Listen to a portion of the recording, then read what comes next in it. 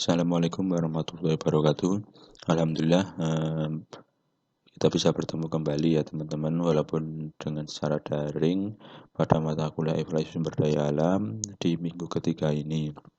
Alhamdulillah di minggu ketiga ini kita akan melanjutkan bahasan kita dari minggu-minggu sebelumnya, di mana di minggu ketiga ini kita sudah mulai masuk ke dalam teknis dalam pembuatan evaluasi sumber daya alam, di mana kemarin di minggu kedua sudah saya sampaikan. Jadi langkah awal pertama dalam kita membuat evaluasi sumber daya alam, terutama yang evaluasi sumber daya lahan, selain dalam pembuatan proposal, kemudian teknis dalam pembuatan penentuan tujuan dan lain-lain, hal mendasar yang perlu dilakukan setelah itu adalah membuat yang namanya land mapping unit atau satuan pemetaan. Satuan pemetaan. Nah, ini karena satuan pemetaan ini nanti yang akan menjadi unit analisis yang digunakan dalam kajian-kajian evaluasi lahan selanjutnya, baik itu nanti untuk evaluasi kemampuan lahan maupun evaluasi kesesuaian lahan. Ini dasarnya adalah satuan pemetaan. Dan di pertemuan kali ini dan minggu depan kita akan membahas satuan pemetaan lahan, di mana di pertemuan kali ini kita akan membahas dulu dasar-dasarnya, dan di pertemuan selanjutnya insya Allah kita membahas ke teknisnya, bagaimana cara membuatnya peta satuan pemetaan untuk evaluasi sumber daya lahan. Oke, aja. Pertama kita bahas dulu satuan pemetaan lahan. Kemarin ketika kita belajar tentang evaluasi lahan, tentang konsep dasar evaluasi lahan, hal mendasar yang ada dalam evaluasi lahan, semua kajian evaluasi lahan itu merupakan suatu kajian yang sifatnya itu dapat dipetakan. Semua hasil kajian evaluasi lahan apapun itu semua bisa dipetakan. Lalu yang jadi pertanyaan, apa yang dipetakan? Apa yang menjadi dasar dalam pemetaannya? Apa yang menjadi unit dalam pemetaannya? Itu yang jadi pertanyaan. Yang menjadi dasar dalam memetakan evaluasi lahan itu adalah yang namanya SPL atau Satuan Pemetaan Lahan. Jadi ketika teman-teman pengen menganalisis atau melakukan evaluasi lahan di suatu wilayah, ketika teman-teman disuruh untuk membuat unit analisisnya atau satuan pemetaannya, hal yang perlu teman-teman lakukan adalah membuat yang namanya satuan pemetaan lahan. Karena dengan adanya satuan pemetaan lahan ini nanti bisa digunakan untuk membuat batas-batas dalam menentukan adanya variasi kemampuan lahan dan juga variasi kesesuaian lahan. Nah, kemudian satuan pemetaan lahan yang digunakan itu apa sih sebenarnya dalam evaluasi lahan? Satuan yang digunakan mungkin teman-teman juga sudah sering mendengar, yaitu adalah yang namanya satuan lahan.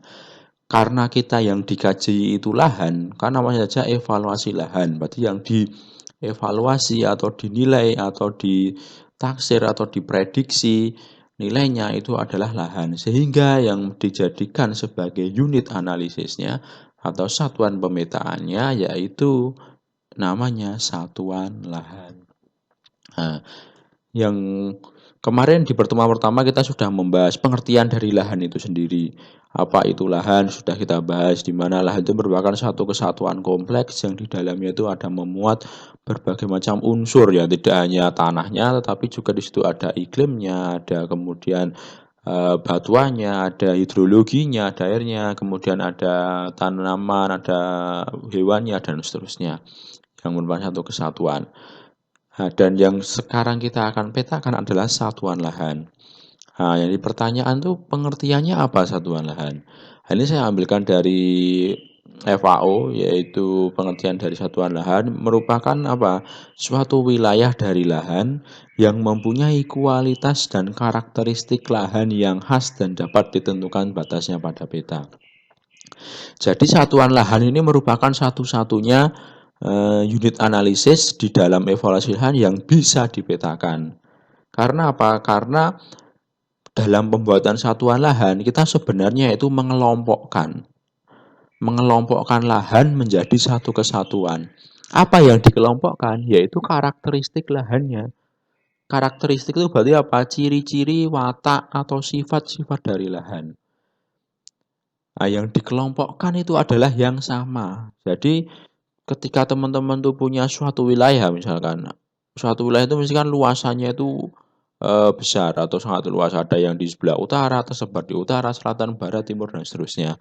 Nah, ketika kita pengen membuat satuan lahan, nah teman-teman tuh sebenarnya hanya mengelompokkan, oh yang memiliki karakter atau memiliki watak sama ini yang bagian utara saja, yang selatan nanti sudah berbeda. Yang timur itu sudah berbeda, yang barat sudah berbeda, sehingga tinggal bisa dibatasi. Berarti yang utara menjadi satuan lahan sendiri, selatan menjadi satuan lahan sendiri, timur satuan lahan sendiri, barat satuan lahan sendiri. Yang dikelompokkan itu adalah adanya kesamaan sifat atau kesamaan karakteristik itu tadi. Nah, jadi pertanyaan, apakah eh, harus sama persis? Jawabannya ya, ya memang harus sama. Secara walaupun hampir mirip tetapi itu sama. Ketika ada satu parameter di lahan saja yang berbeda itu harus sudah dijadikan satuan lahan yang berbeda. Misalkan lahan itu kan kemarin bagiannya ada tanah, air, kemudian iklim, kemudian ada tumbuhan hewan. Nah, ketika misalnya teman-teman menemui ada suatu daerah ya, setelah dilihat karakteristiknya. Ya, dilihat karakteristiknya itu ternyata, oh di daerah A ini dengan daerah sebelahnya persis ternyata berbeda tanahnya. Ya sudah, berarti itu ada dua satuan lahan yang berbeda. Tetapi ketika sifat hampir mirip, ketika mungkin perbedaannya cuma sangat kecil, mungkin bisa diabaikan, ya bisa dijadikan satu. Tetapi ketika itu adalah suatu hal yang sangat berbeda sekali, maka itu adalah hal yang harus dibedakan. Karena prinsip dari satuan lahan yaitu mengelompokkan lahan yang memiliki sifat sama. Nah, kenapa ini perlu dikelompokkan? Nanti karena setelah membuat peta satuan lahan, teman-teman akan mengevaluasi. Akan dievaluasi kemampuannya, akan dievaluasi kesesuaiannya. Nah, ketika teman-teman pengen mengevaluasi kemampuan, kemampuan itu kan ada klasifikasinya. Nah, klasifikasi itu kan juga pengelompokan, sehingga akan lebih mudah ketika kita kelompokkan dulu pada lahan-lahan yang memiliki sifat sama, sehingga ketika kita menilai itu lebih enak. Ketika satuan lahannya itu sama, walaupun letaknya itu berbeda, berjauhan, pasti nanti keluar evaluasinya mesti akan sama. Misalkan hasil pemetaan satuan lahan, ada satuan lahan yang di barat dengan yang di timur itu sama persis, tapi lokasinya terpisah jauh, misalkan benar-benar di pojok barat dan pojok timur. Karena ini karakternya sama, ketika kita melakukan evaluasi pada dua lahan tersebut yang jaraknya berjauhan tapi satuan lahannya sama, pasti nanti keluarnya hasilnya akan sama. Sehingga kita tidak perlu lagi energi yang membuang-buang waktu. Bayangkan ketika kita misalkan tidak lakukan pemetaan satuan lahan dulu, ya semua harus dikaji. Semua wilayah harus dikaji, semua titik-titik harus dikaji dan akan membutuhkan biaya yang banyak, waktu yang lama dan seterusnya. Dengan adanya satuan lahan, kita akan lebih mudah dalam mengevaluasi suatu lahan. Kemudian kita lanjutkan ya. Nah, ini adalah cara gampang, ini adalah saya contohkan ya. Tadi satuan pemetaan lahan adalah merupakan lahan-lahan yang memiliki karakteristik dan juga kualitas yang sama. Sekarang saya punya gambar. Ada di gambar kiri dan juga gambar kanan.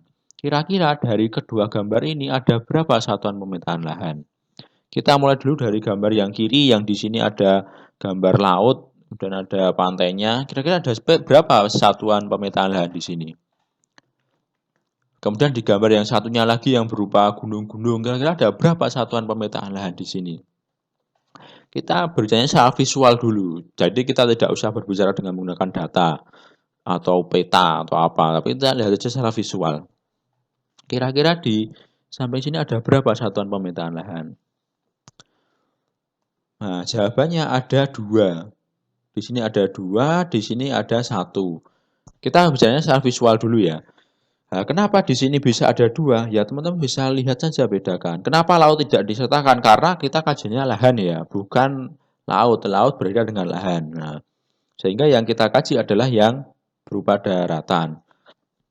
Nah, di sini cuma ada dua, yaitu yang bagian datar dengan pasir ini dan juga yang dua yaitu bagian bergunung ini.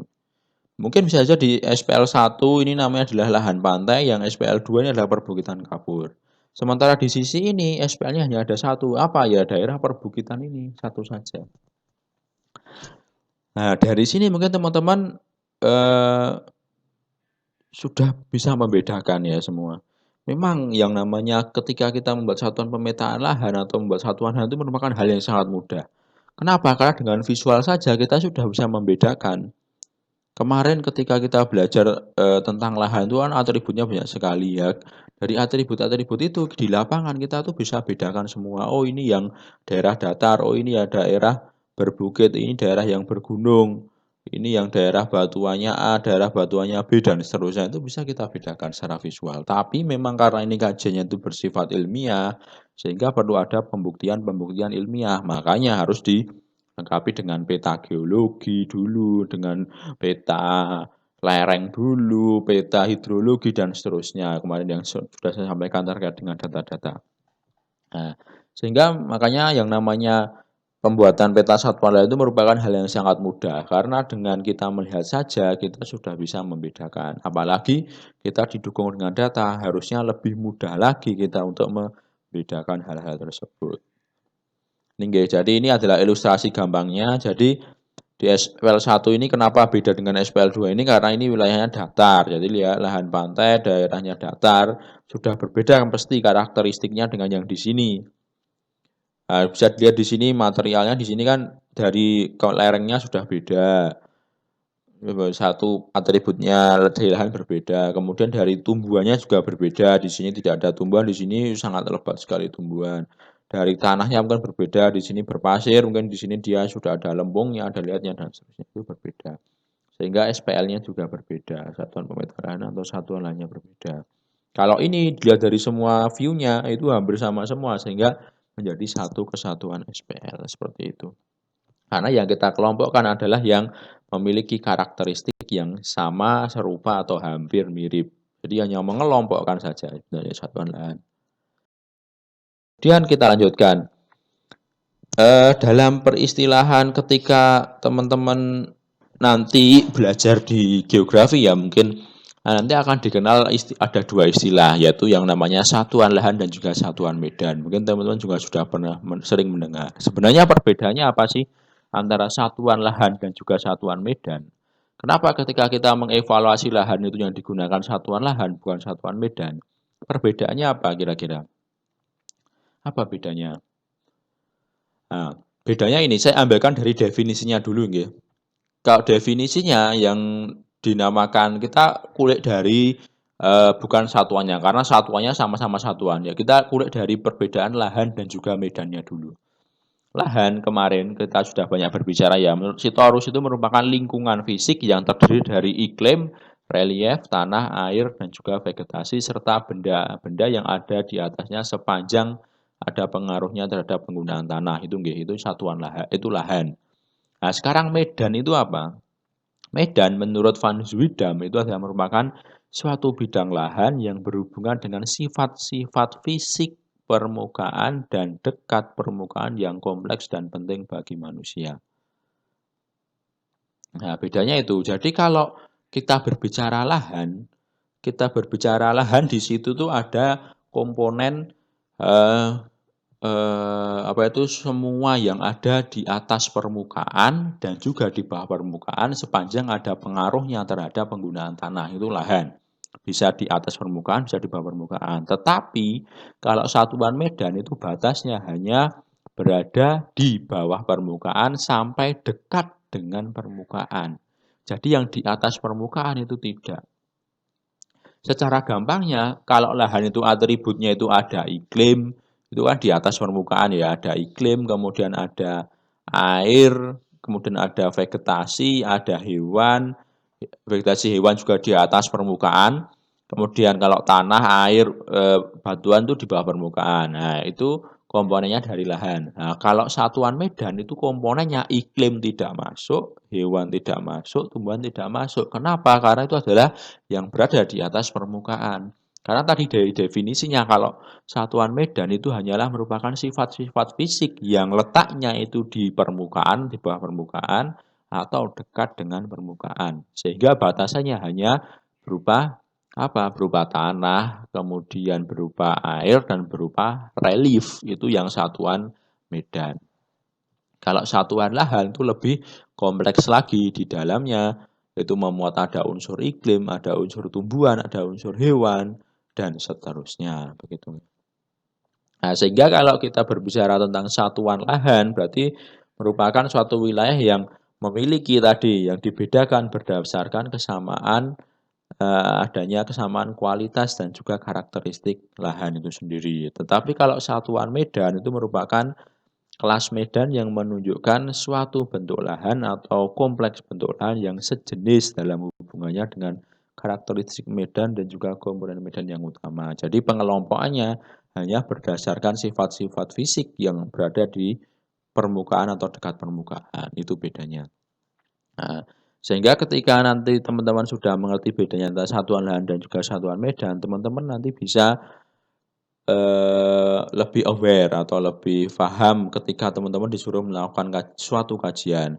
Oh, kira-kira kajian ini itu tidak membutuhkan unsur iklim, tidak membutuhkan unsur vegetasi, tidak membutuhkan unsur hewan. Berarti bisa digunakan satuan medan. Tetapi ketika nanti teman-teman itu membutuhkan unsur iklimnya, iklimnya itu harus dikaji karena ada pengaruh dari iklim, ya berarti tidak mungkin teman-teman memetakan dengan satuan medan. Harus satuan lahan, karena satuan lahan itu memuat unsur iklim di dalamnya. Walaupun nanti kalau kita berbicara secara teknis ya, pembuatan satuan lahan dan satuan medan itu nanti hampir mirip sebenarnya. Dalam pembuatan batasnya itu hampir mirip cara-caranya, teknisnya. Tetapi secara konsep dasar itu sangat dua hal yang berbeda sekali.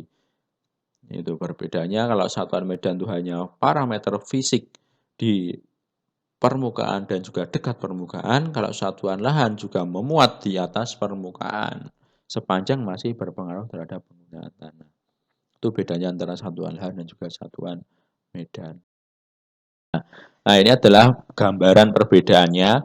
Kalau satuan lahan itu dia kan memuat unsur-unsurnya ya. Unsur-unsurnya ada iklim, climate, kemudian ada litologi, batuan, landform yaitu bentuk lahan, ada kondisi hidrologi atau kondisi airnya, ada proses geomorfologi, tanah, coverage vegetation atau vegetasi penutup, kemudian flora fauna dan juga pengaruh manusia. Itu adalah land unit atau satuan lahan. Tetapi ketika kita berbicara terrain unit atau satuan medan itu hanya mencakup unsur litologi, landform, hidrologi dan juga geomorfologi proses dan juga tanah. Itu saja yang mencakup dari terrain unit. Iklim tidak tercakup, kemudian vegetation cover tidak, flora fauna tidak, human factor tidak. Tetapi di sini ada garis putus-putus. Ini yang paling atas harusnya garis putus-putus ini. Nah, ada garis putus-putus yaitu vegetation cover dan juga climate. Kenapa ini diberi garis putus-putus? Karena nanti biasanya dalam pembuatan satuan medan, iklim itu juga nanti ada kalanya itu digunakan untuk pemetaan. Karena barangkali nanti ada pembeda-pembeda yang dia dari tinjau dari sifat iklimnya ataupun dari sifat vegetasinya. Begitu. Tapi secara umum dia hanya ada yang ada di permukaan dan juga di dekat dengan permukaan. Itu bedanya satuan lahan dan juga satuan medan. Nah, ini kemudian kita berbicara tentang ini adalah beberapa atribut dari ini bukan atribut dari medan tapi ini merupakan atribut dari penyusun lahan ya. Atribut dari penyusun lahan itu ada merupakan fungsi dari CKPLSWV, yaitu adalah unsur atributnya itu pertama ada iklim, kemudian ada proses geomorfologi, proses geologi, kemudian ada relief atau bentuk lahan, kemudian ada tanah, ada batuan, ada hidrologi, dan juga ada vegetasi atau penggunaan lahan. Nah, ini menjadikan indikator. Ini adalah unsur atribut dari medan. Nah, kemudian ini parameter rincinya nanti ketika teman-teman pengen membuat apa itu satuan medan, parameter rincinya jadi tadi misalnya relief itu apa saja parameternya yang digunakan, ada posisi lereng, ketinggian, arah hadap matahari, kemiringannya, panjang lerengnya, bentuk lerengnya dan seterusnya. Kalau proses geomorfologi itu apa? Ada pentorehannya, ada proses pelapukannya, ada erosinya dan seterusnya. Batuan ada apanya? Ada tipe atau macamnya dan ada struktur batuannya. Kalau hidrologi apa? Kondisi permukaan airnya, kualitasnya, kuantitasnya, dan seterusnya. Kalau vegetasi apanya? Ya tipenya, tipe penggunaan lahannya, bagaimana konservasinya, kemudian bagaimana kerapatannya, dan seterusnya. Ya adalah parameter inji. Nanti bisa dibaca lagi yang pengen nanti mengkajinya secara satuan medan. Nah, kemudian jadi pertanyaan, tadi ada beberapa sebelum kita mulai masuk secara teknisnya, mungkin ada beberapa peristilahan nanti yang mungkin teman-teman tuh akan familiar ketika melakukan kajian evaluasi lahan. Utamanya dalam pembuatan peta satuan lahan. Jadi ada beberapa istilah kajian yang teman-teman tuh harus paham dulu. Nah, kita mulai dulu dari yang namanya tadi land karakteristik atau karakteristik lahan. Sebenarnya apa sih land karakteristik atau karakteristik lahan? Sebenarnya dari kalimatnya karakteristik sudah ketahuan. Berarti dia apa? Ciri-ciri atau sifat-sifat dari lahan. Nah, secara definisi karakteristik lahan itu merupakan kondisi atau atribut dari lahan yang dapat diukur dan diperkirakan. Jadi atribut lahan kemarin itu ada iklim, ada kemudian tumbuhan, hewan, tanah, air, kemudian batuan, itu adalah merupakan atributnya yang dapat diukur dan diperkirakan. Nah, maksudnya berarti diperkirakan itu bagaimana? Apakah iklim bisa diperkirakan? Iklim apakah bisa diperkirakan? Jawabannya tidak. Makanya dia perlu parameter turunan, ya kan? Yang bisa diperkirakan itu apanya? Curah hujannya, suhunya, kelembabannya, kemudian mungkin radiasi mataharinya itu yang bisa diperkirakan. Tetapi curah hujan, suhu, kelembaban radiasi matahari itu merupakan bagian dari iklim. Sehingga iklim itu merupakan variabel atau kondisi atau atributnya, tetapi terdapat parameter di bawahnya yang dapat diukur diperkirakan. Sehingga yang dinamakan karakteristik lahan itu bukan iklim, tetapi adalah suhu, adalah curah hujan, adalah kelembabannya, bukan iklim karakteristik. Terus contoh lain atribut lahan yaitu kondisi geologi atau litologi. Litologi apakah bisa diperkirakan atau diukur? Tidak, berarti litologi itu bukan termasuk karakteristik lahan. Tetapi apa karakteristik lahannya? Ya adalah tipe batuannya. Nah, tipe batuan apakah bisa diukur, diperkirakan? Bisa. Oh, ini tipe batuan A, ini tipe batuan B, ini tipe batuan C, dan seterusnya. Itu adalah apa itu litologi. Contoh lain misalnya atribut lahan. Tanah. Tanah apakah bisa diukur atau diperkirakan? Tidak, berarti tanah itu bukan merupakan karakteristik lahan. Tapi apa karakteristik lahannya? Karakteristik lahannya ya ada teksturnya. Teksturnya bisa diperkirakan. Kemudian mungkin apa itu eh, struktur tanahnya bisa diperkirakan atau mungkin misalkan apa itu kapasitas air tanahnya bisa diperkirakan atau permeabilitasnya bisa diperkirakan. Nah, tetapi itu adalah merupakan bagian dari atribut yang berupa tanah. Itu enggak. Jadi karakteristik lahan itu merupakan kondisi atau atribut dari lahan yang bisa diperkirakan dan juga diukur. Dan karakteristik lahan ini menunjukkan kondisi lahan secara umum dan belum menunjukkan kualitasnya untuk mendukung suatu penggunaan tertentu. Maksudnya secara umum itu bagaimana? Ya semua. Jadi ketika teman-teman nanti disuruh untuk coba saya tolong dibuatkan buatkan karakteristik lahan di suatu wilayah A, ya teman-teman kaji semua atribut yang ada di lahan itu semua dikaji. Oh, atributnya berarti mulai dari iklim. Iklim itu turunkan. Apa yang bisa diukur? Suhu, kelembaban, radiasi, kemudian apa itu kecepatan angin semua diukur. Yang bisa diperkirakan diukur menjadi karakteristik lahannya. Tanah juga parameternya semua diukur, tekstur, struktur, agregat, dan seterusnya semua diukur. Kemudian litologi tipe batuan diukur. Kemudian misalkan air hidrologi debit, kemudian misalkan kuantitas kualitasnya semua diukur. Itu adalah yang namanya karakteristik lahan secara umum. Jadi belum ada spesifikasi atau kebutuhan-kebutuhan tertentu. Jadi masih semua bahasanya umum dan semua harus dideskripsikan. Sehingga ketika teman-teman disuruh untuk mendeskripsikan karakteristik lahan, ya deskripsikan semuanya. semuanya apa yang teman-teman bisa ukur di lahan tersebut, semua harus. Yang di dalamnya harus tentu memuat dari komponen atribut dari lahan itu sendiri. Semua harus diukur. Itu adalah yang karakteristik lahan. Maka contohnya adalah kemiringan lereng, tekstur tanah, kedalaman air tanah, dan seterusnya. Itu adalah karakteristik lahan. Nah, kemudian yang jadi karakteristik lahan sendiri itu ada dua macam ya. Ini yang perlu teman-teman juga pahami. Jadi karakteristik lahan atau ciri-ciri dari lahan tadi yang bisa diukur dan diperkirakan itu ada dua. Ada yang sifatnya tunggal dan juga ada yang sifatnya majemuk. Mungkin ada yang bisa mencontohkan apa yang sifatnya tunggal, apa yang sifatnya majemuk. Contohnya apa? Ini saya contohkan untuk gambaran ya. Kalau tunggal itu dia itu hanya cara pengukurannya itu ketika kita ukur langsung bisa langsung ketemu hasilnya. Jadi ketika kita ke lapangan, kita langsung mengukur, ketemu hasilnya, berarti dia merupakan karakteristik lahan yang sifatnya tunggal. Tetapi kalau karakteristik lahan yang sifatnya majemuk itu yang membutuhkan karakteristik lahan lain untuk menentukan nilainya dari yang tunggal-tunggal tadi digabungkan menjadi majemuk. Contohnya apa? Contohnya kalau yang tunggal itu adalah lereng.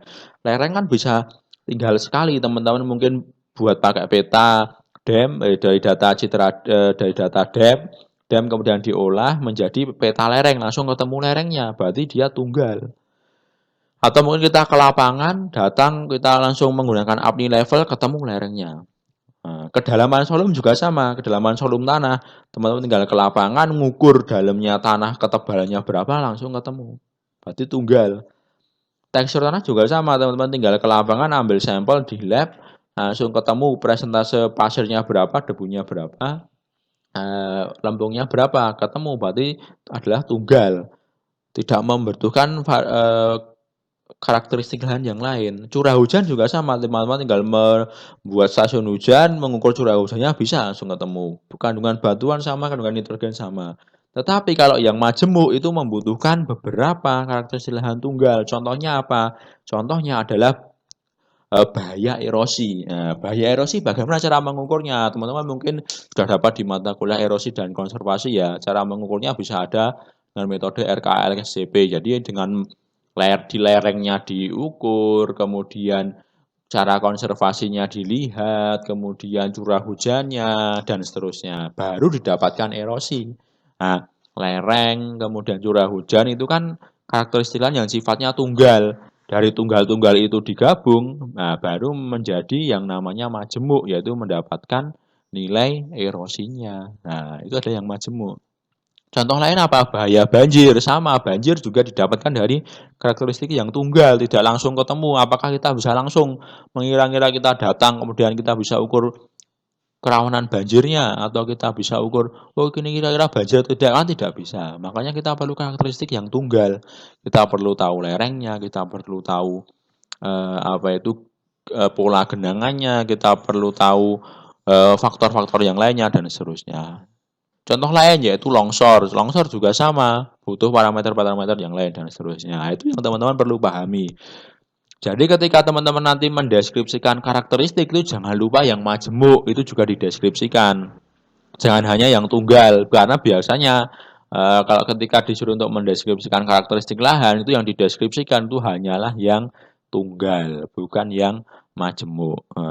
Sehingga tunggal dan majemuk itu harus semua dideskripsikan ketika kita disuruh untuk mendeskripsikan karakteristik lahan karena sifatnya masih umum, belum ada spesifikasi atau kebutuhan yang harus dipenuhi. Lanjut istilah lain ya. Nah, ini contoh saja untuk karakteristik lahan sebelum ke istilah lain. Jadi tadi ada gambar SPL1 dan juga SPL2 yang sudah kita bahas di awal. Ini ada SPL3. Kira-kira ketika pengen mendeskripsikan karakteristik lahan, disuruh mendeskripsikan karakteristik lahan di gambar ini, bagaimana caranya?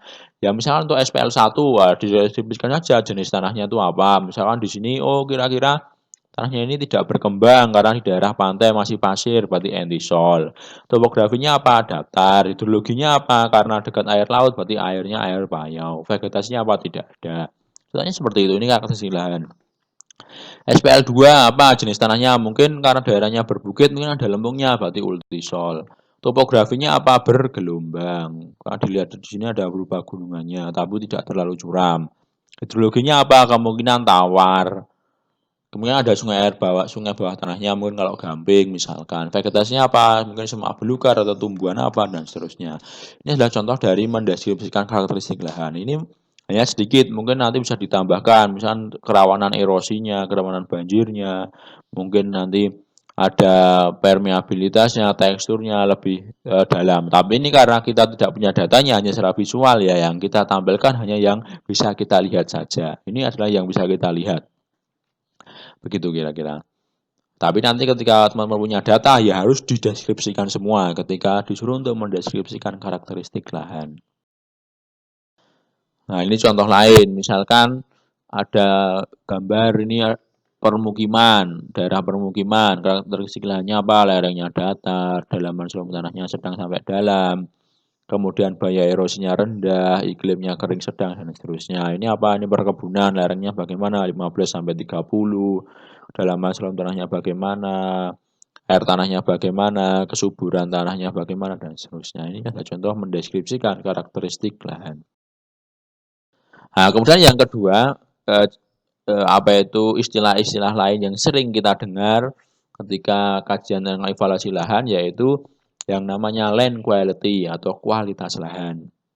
Apa itu kualitas lahan? Kualitas lahan itu sebenarnya mirip dengan karakteristik lahan, cuman bedanya apa? Cuman bedanya kalau kualitas lahan itu sudah spesifik yang mempengaruhi terhadap tingkat kesesuaian lahan. Jadi kalau secara definisi, kualitas lahan itu merupakan sifat lahan yang mempengaruhi tingkat kesesuaian lahan. Nah, kualitas lahan ini, karena dia sudah sifatnya spesifik, awal sumbernya itu berasalnya dari karakteristik lahan. Jadi sebenarnya kualitas lahan itu diturunkan, awal mulanya itu dari karakteristik lahan. Tetapi dia dipilih yang spesifik berdasarkan penggunaan lahan tertentu. Jadi misalnya ada penggunaan lahan sawah, penggunaan lahan perkebunan, penggunaan lahan untuk industri, untuk wisata. Nah, tiap-tiap itu memiliki karakteristik lahan yang berbeda-beda. Karakternya tiap penggunaan lahan ini namanya adalah land quality atau kualitas lahan. Nah, kualitas lahan ini nanti di tiap penggunaan lahan itu akan berbeda-beda. Karena apa? Karena di tiap penggunaan lahan memiliki syarat-syarat yang berbeda-beda.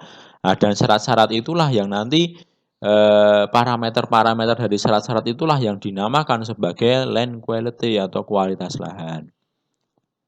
Nah, dan kualitas lahan ini nanti akan mempengaruhi apa? Mempengaruhi pertama kesesuaian secara fisiknya. Oh, misalkan parameter tanahnya ini sesuai atau tidak, parameter airnya sesuai atau tidak, dan seterusnya.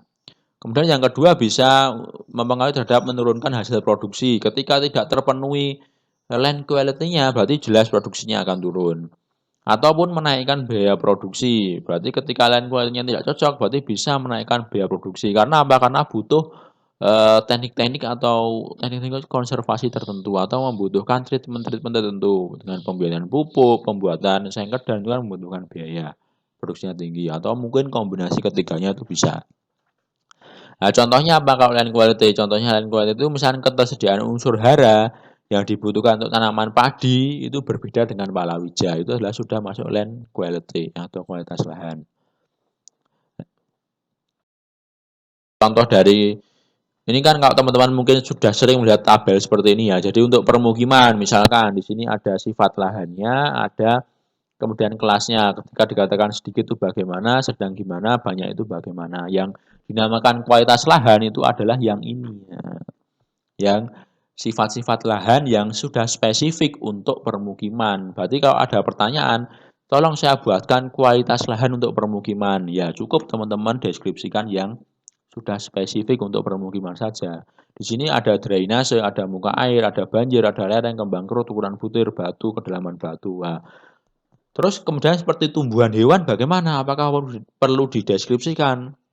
Ataupun mungkin parameter lain misalkan di sini tidak ada erosi ya. Nah, apakah erosi kerawanan erosi perlu dideskripsikan dalam penentuan kualitas lahan di permukiman? Tidak perlu karena kualitas lahan permukiman sudah ditentukan sesuai dengan kriteria ini. Jadi ketika teman-teman ditanya, apa kualitas lahan untuk permukiman? Ya sebutkan saja, ada drainase, ada muka air tanah, ada kerawanan banjir, ada lerengnya, ada kembang kerut, ada ukuran butir, ada batunya, ada kedalaman batu, itu saja kualitas lahan untuk permukiman. Nah, kalau untuk industri apalagi ya, mungkin nanti beda lagi kualitas lahannya. Untuk padi apalagi mungkin beda lagi karena di sini kualitasnya mungkin parameternya akan lebih banyak kalau untuk tanaman. Itu kualitas lahan. Nah,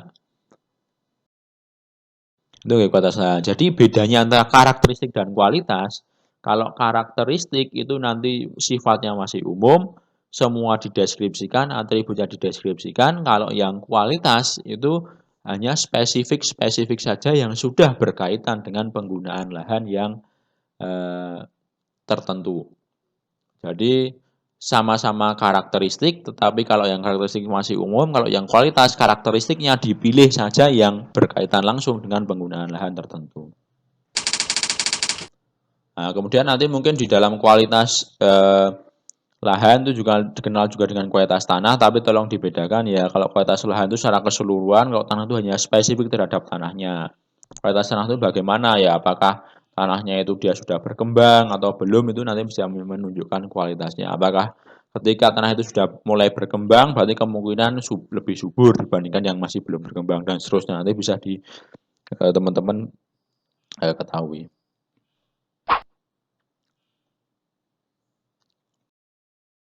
Nah, kemudian selanjutnya istilah lain yang juga sering teman-teman dengar ketika nanti melakukan kajian evaluasi lahan, itu adalah yang namanya land requirement. Land requirement itu adalah merupakan persyaratan tipe penggunaan lahan. Jadi land requirement namanya requirement, yaitu persyaratan, berarti merupakan syarat-syarat yang harus dipenuhi agar suatu lahan itu peruntukannya tetap lestari. Jadi contoh land requirement, yang namanya land requirement itu merupakan satu kesatuan tabel, ini adalah land requirement. Tapi kalau parameternya ini namanya kualitas lahan. Nah, dari pertanyaan ini adalah land requirement atau persyaratan lahan untuk mencapai S1 itu apa? Ya ini, berarti untuk mencapai S1 persyaratan lahannya itu harus suhu udaranya harus 25 sampai 29. Tipe iklimnya harus B2, B3, C2. Kemudian syaratnya drainasenya harus agak jelek sampai sedang. Kemudian N totalnya harus lebih besar dari sedang. Itu adalah syarat agar lahan itu mencapai S1 untuk tanaman padi. Nah, syarat untuk N1 apa ya? Tinggal disebutkan di sini. Oh, suhu udaranya 35 sampai 40. Tipe iklimnya D4, E1, E2. Kemudian P2O5-nya sangat rendah dan seterusnya. Nah, ini adalah syarat lahan atau land requirement atau persyaratan pada tipe penggunaan lahan. Dan di tiap penggunaan lahan itu akan berbeda-beda. Biasanya yang untuk tanaman, terutama tanaman-tanaman yang sifatnya produktif, itu akan memiliki land requirement yang lebih ketat. Dan kualitas lahannya pun juga akan lebih banyak dibandingkan pada persyaratan lahan untuk peruntukan-peruntukan non pertanian, itu biasanya lebih tidak rigid. Nah, ini contoh perbandingannya persyaratan lahan antara padi dan juga jagung. Bisa dibandingkan, di sini terlihat bahwa kalau padi itu dia lebih rigid ya. Kualitas lahannya itu lebih banyak, persyaratannya lebih banyak. Tapi kalau jagung mungkin lebih sedikit karena secara produktivitas dan juga nilai ekonomi itu lebih tinggi padi. Itu seperti itu. Ya, contoh persyaratan lahan. Nah, kemudian peristilah lain dalam evaluasi lahan ada yang namanya land value atau nilai lahan. Land value atau nilai lahan itu merupakan terkait dengan aspek ekonomi. Nilai lahan atau land value sebenarnya nanti bisa diturunkan menjadi dua ya. Land value atau nilai lahan itu terbagi menjadi dua. Ada nilai lahan langsung dan nilai lahan tidak langsung. Bedanya apa kira-kira nilai lahan langsung dan juga nilai lahan tidak langsung? Kalau nilai lahan langsung, berarti itu nilai lahan yang dinilai langsung lahannya berdasarkan nilai ekonomi. Misalkan ketika teman-teman pengen membeli lahan, saya ingin membeli lahan 100 hektar, per hektarnya itu harganya misalkan 10 juta. Berarti harganya adalah 10 kali 100 hektar. Berapa berarti? 1 miliar misalnya harganya lahannya. Itu adalah nilai lahan langsung atau land value langsung. Atau misalkan teman-teman mau beli tanah 100 meter persegi, harga per meter perseginya dia 1 juta. Berarti harganya berapa? 100 juta lah harga lahannya di situ. Nah, itu adalah nilai langsung. Nah, kalau yang nilai tidak langsung itu apa? Nilai tidak langsung itu nilai yang terkait dengan nilai produktivitas lahannya. Misalkan nilai tidak langsung tuh, misalkan lahan tersebut digunakan untuk tanaman padi. Nah, dihitungnya bukan berdasarkan apa tuh harga lahan per meternya, tapi dari harga panen padinya. Oh, ini tiap tahun tuh bisa menghasilkan panen 3 kali. Setiap panen menghasilkan misalkan 5 juta, berarti 15 juta. Berarti per tahunnya harga ini lahan ini memiliki nilai lahan sebesar 15 juta per tahun. Nah, itu contoh nilai lahan tidak langsung. Atau misalnya untuk peruntukan lain, untuk wisata. Berarti kalau ketika untuk digunakan wisata ya dihitung pendapatan dari wisatanya. Oh ini per tahun bisa menghasilkan 1 miliar dari wisatanya. Berarti nilai lahannya itu adalah 1 miliar. Tapi itu yang nilai lahan tidak langsung. Kalau yang langsung diukur dari per meter perseginya itu harga lahannya di situ tuh berapa. Itu adalah nilai lahan yang langsung.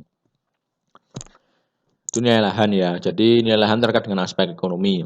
Nah, kemudian ini penting ya, karena bagi nanti mungkin teman-teman yang mau pengen menjadi maklar tanah atau menjadi tukang jual beli tanah, nah, nanti itu land value itu sangat penting sekali. Kemudian land limitation atau pembatas lahan, land limitation itu merupakan faktor-faktor yang membatasi lahan itu untuk bisa dimanfaatkan pada peruntukan tertentu atau bisa membatasi kemampuan dan kesesuaian lahannya. Itu land limitation. Contohnya apa land limitation? Contohnya ada erosi, ada longsor, mungkin banyak batunya, mungkin banyak pasirnya, mungkin iklimnya itu sangat dingin. Ya, itu contoh dari pembatas lahan atau land limitation.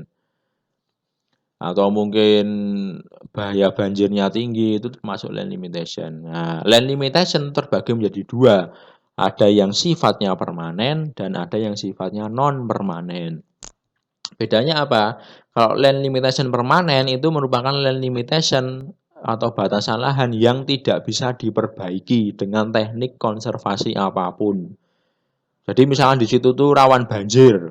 Ketika rawan banjir, oke, berarti kita buat tanggul, kita buat uh, teknik konservasi apapun untuk menanggulangi banjir. Tetapi kok ternyata tetap banjir, ya sudah, berarti memang itu merupakan land limitation yang permanen. Kalau yang non permanen itu apa? Yang bisa diperbaiki dengan teknik-teknik konservasi tertentu. Misalkan awalnya lerengnya ini dia mudah longsor, tetapi ketika dibuat atau dibeton, dia menjadi lebih kuat tidak longsor. Berarti dia termasuk land limitation longsornya, berarti termasuk yang non permanen karena bisa diperbaiki. Tetapi ketika dibuat beton kok tetap longsor, berarti dia land limitationnya adalah yang permanen. Sehingga ya mau diapakan ya tetap tidak akan bisa diperbaiki. Nah, land limitation ini penting, terutama dalam kajian evaluasi lahan, karena harus dibedakan nanti ketika teman-teman melakukan evaluasi, mana yang permanen, mana yang non permanen. Ketika itu permanen, berarti ya teman-teman menyarankannya di situ ya kemampuannya jangan dibuat kemampuan lahan yang untuk lahan yang produktif, tapi carilah yang untuk konservasi karena ya memang land limitasinya tidak bisa dikonservasi. Tetapi pada lahan-lahan yang dia memiliki pembatas yang non permanen, yang sifatnya non permanen, yang bisa diperbaiki ya harus dibuat sebisa mungkin dibuat kesesuaian lahannya atau hasil evaluasinya untuk penggunaan yang produktif tetapi dengan syarat-syarat konservasi tertentu. Nah, itu harus bedakan. Nah, inilah pentingnya kenapa kemarin kita perlu yang namanya alternatif penggunaan lahan. Perlu eh, apa itu penggunaan lahan. Kenapa? Karena satu penggunaan lahan mungkin dia cocoknya untuk ini, tapi ketika bisa digunakan untuk yang lain, tapi dengan teknik konservasi tertentu itu kan bisa, karena ada lahan permanen dan juga non permanen.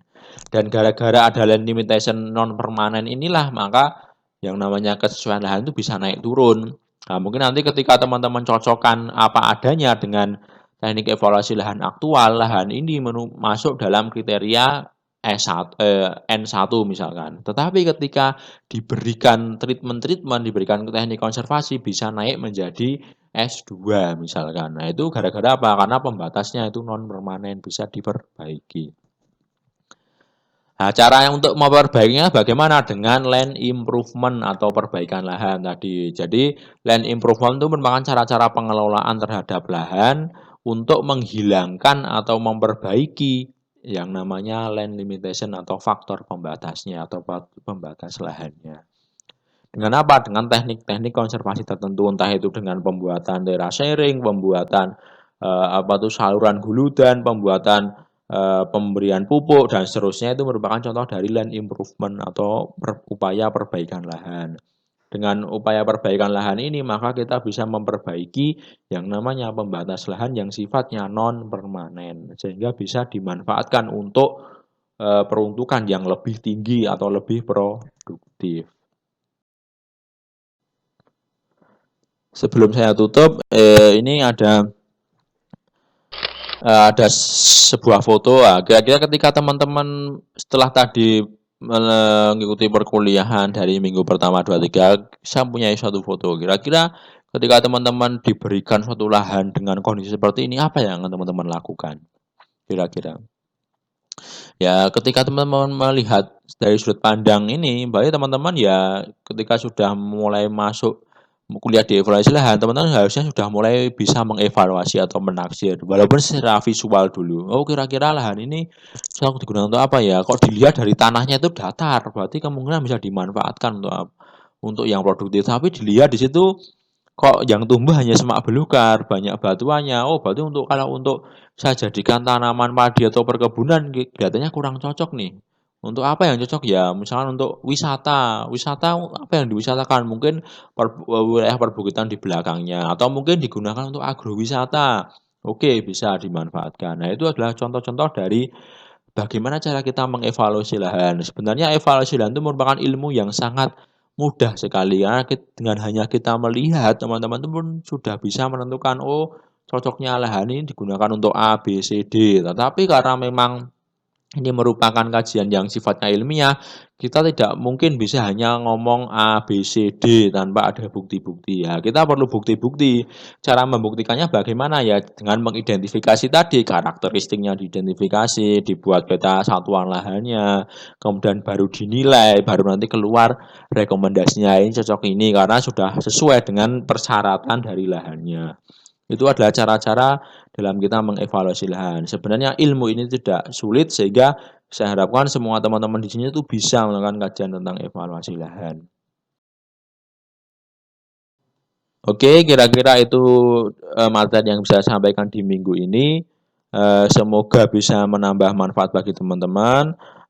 Dan di minggu depan insya Allah kita akan membahas tentang teknis pembuatan peta satuan lahan. Tapi nanti di minggu ini sudah akan saya berikan modul tentang pembuatan peta satuan lahan. Mohon bisa dipelajari dan monggo bisa dipraktekkan. Barangkali sudah bisa nyicil-nyicil, kemarin sudah mencari data-data, bisa mencicil untuk pembuatan peta satuan lahan. Sehingga bisa digunakan untuk kajian-kajian selanjutnya dan bisa untuk membuat laporan untuk keperluan di UTS-nya. Oke, teman-teman, itu yang bisa saya sampaikan di minggu ketiga kali ini. Ada kurang dan lebihnya saya mohon maaf. Billahi taufik wal hidayah. Wassalamualaikum warahmatullahi wabarakatuh.